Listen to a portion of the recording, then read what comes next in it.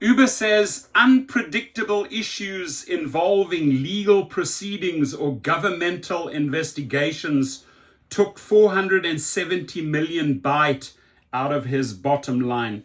Here's the truth, Dara, which you're obviously not able to speak. This is what the dude looks like if you don't know who he is.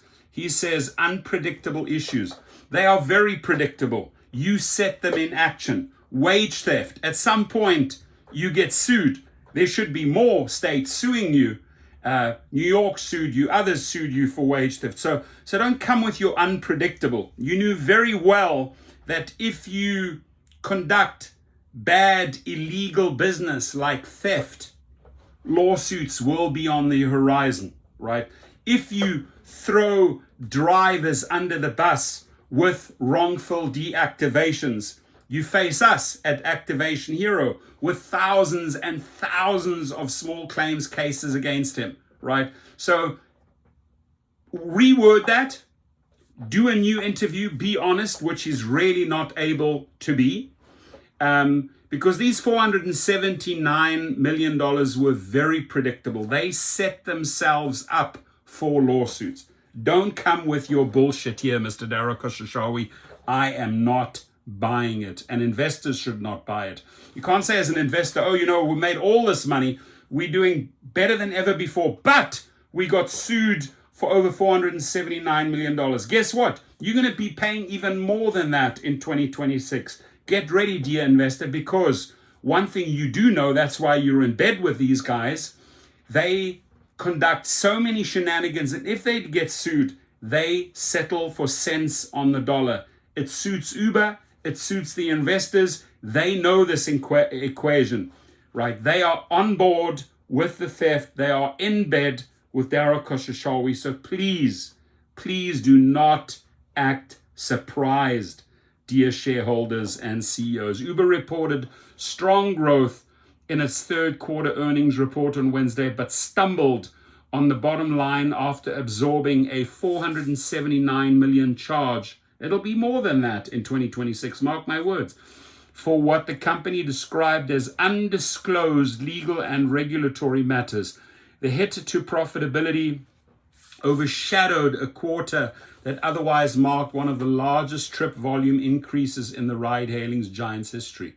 Uber reported operating income of $1.11 billion for the quarter ended September 30, significantly below the $1.62 billion analysts had expected. CFO Prasanth Mahendra-Rajah attributed the shortfall partly to these legal and regulatory issues during the company's earnings call, though Uber did not provide specific details about which cases or settlements the charge covered, because it's too embarrassing. They're not going to disclose what that 400. It's way too embarrassing. It's called theft, wage theft, and a lot of other types of theft. Now, I am surprised that, for example, on tip baiting, they haven't been sued for billions. What I'm surprised is that not all states have gone after wage theft. Is he in bed with those other attorney generals? Why are they not suing? Those numbers should be way, way higher. They still have to even pay out $1.2 billion to Californians. They haven't done that yet. So 2026, that 479 million is going to be a fraction of what they're going to be paying out in 2026. Why do I say that? Because I know how they operate. I know how they roll. And they have a history of wrongdoing, a history of theft, a history of screwing people, company, drivers, riders over.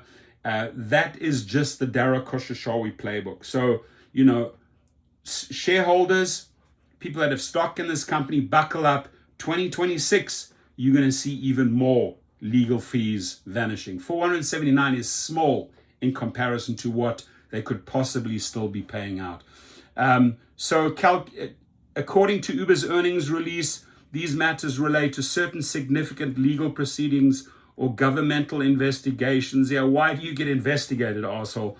That have limited precedent, cover extended historical periods, and are unpredictable in both magnitude and timing. They're not unpredictable. They're very, very predictable if you engage in that type of behavior. Uber did not immediately respond Of course they did not respond. It's too embarrassing.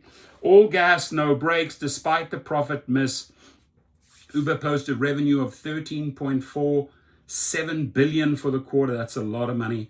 Up 20% from the prior year and beating Wall Street's estimate of $13.28 billion. Gross bookings, the total dollar value of rides, deliveries, and other services on its platform climbed 21% to $49.74 billion, topping the $48.73 billion analysis expected. Uber's growth kicked into high gear in Q3, marking one of the largest trip volume increases in the company's history. CEO Dara Khosrowshahi said in a statement the company's logged 3.5 billion trips during the quarter, a 22% increase from the same period last year. Net income for the quarter reached $6.62 billion or $3.11 per share, compared with $2.61 billion or $1.20 per share a year earlier. However, the net income figure included a $4.9 billion benefit from a tax valuation release. Uber's legal fronts. The legal charge comes as Uber faces multiple legal battles across different fronts. In September, the U.S. Department of Justice filed a $125 million lawsuit alleging the company discriminated against passengers with disabilities. Uber has also filed its own RICO lawsuits against personal injury lawyers in several states, claiming they conspired with medical providers to inflate minor accident claims. Uber stock is down roughly 7%. Right, it took quite a hit because, and don't act surprised. Shareholders, please do not act surprised. Oh, we did not know that they'd be facing all these legal fees. You are in bed with this company. You are in bed in the same queen size bed with Dara Khosrowshahi. You're sleeping with him.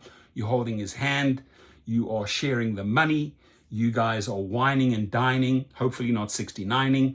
But please leave your comments here, ladies and gentlemen. What's going to happen in 2026? I can't wait, right? I can't wait for them to spin another little surprise article like this. Take care.